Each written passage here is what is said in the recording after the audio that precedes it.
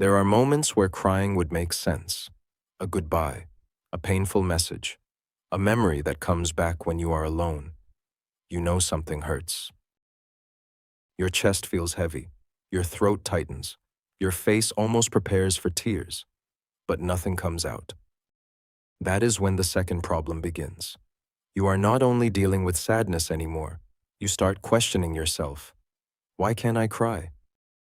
The important point is this. Not crying does not automatically mean you are strong. It does not automatically mean you are cold. It often means your body is blocking emotional release. Crying is not only an emotional reaction, it is also a biological release response. Your nervous system has to allow that response to happen. If your system does not feel safe, it can stop the release before it starts. This means the sadness can be real, even if the tears are not there. The pressure can be real. The grief can be real. The body may simply be preventing the emotion from moving outward. So the better question is not, what is wrong with me? The better question is, why does my system block release? There are several common reasons this can happen. The first reason is conditioning. Conditioning means your brain and body learned a rule through repeated experience.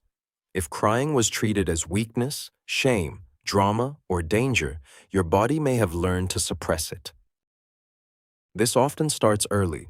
A child cries and gets mocked. A teenager shows emotion and gets judged. An adult learns to stay composed because that feels safer. Over time, the body becomes faster at stopping the reaction.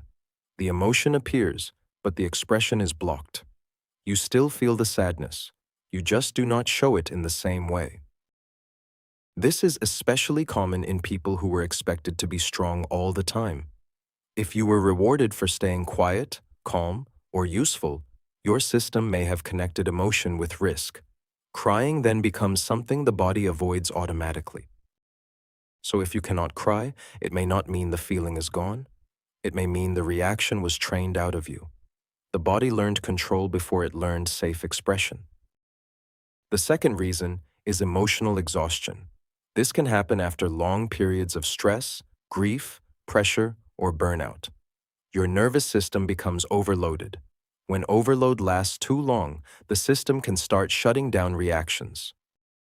In survival mode, the body does not prioritize emotional release.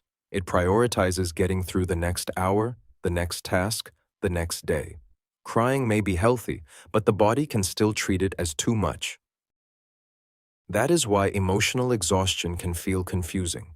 You may feel heavy, tired, and full of pressure. But when a release should happen, the system does not respond. This is not always numbness. Sometimes it is overload.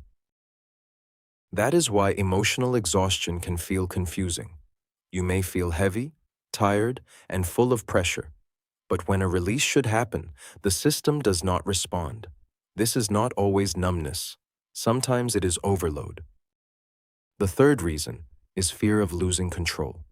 Some people are not afraid of sadness itself. They are afraid of what might happen if they finally let it show. You may think, if I start crying, I will not stop. Or, if I let this out, I will fall apart. When the brain predicts that release will become unsafe, the body may block the first step. This is a protective strategy. It tries to keep you functional. The problem is that protection can become too strong. It can block relief as well as pain. So, the goal is not to attack that fear. The goal is to reduce the threat level around the emotion. Your body has to learn that release does not mean losing control completely. The fourth reason is the freeze response. When an emotion feels too intense, the body does not always fight or escape. Sometimes it stops. It reduces movement, expression, and reaction. The fourth reason is the freeze response. When an emotion feels too intense, the body does not always fight or escape. Sometimes it stops. It reduces movement, expression, and reaction. This is why forcing yourself to cry usually does not work. Pressure can make the defensive response stronger. If the system already feels unsafe, more pressure can make it shut down even more. The practical question is not, How do I make myself cry right now? The practical question is, how do I create the conditions where release can happen safely? That shift matters. Start with safety.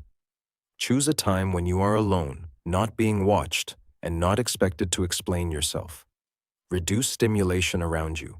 Your body releases emotion more easily when it does not feel judged. Then start with the body. Do not force sadness with your thoughts. Relax your jaw, lower your shoulders, take slow breaths that reduce tension instead of increasing it. You can also use an indirect trigger. A song, a film scene, or a book can help emotion move without forcing you directly into your own pain. This is not avoidance. It is a safer entry point for the nervous system. And if tears still do not come, that does not mean you failed. The goal is not a dramatic breakdown. The goal is to help your body feel safe enough to release again. Sometimes the first step is not crying. It is noticing that your system has been holding too much for too long. If you want more clear explanations about emotions, stress, loneliness, and the hidden patterns of modern life, subscribe to Human Loop and turn on notifications.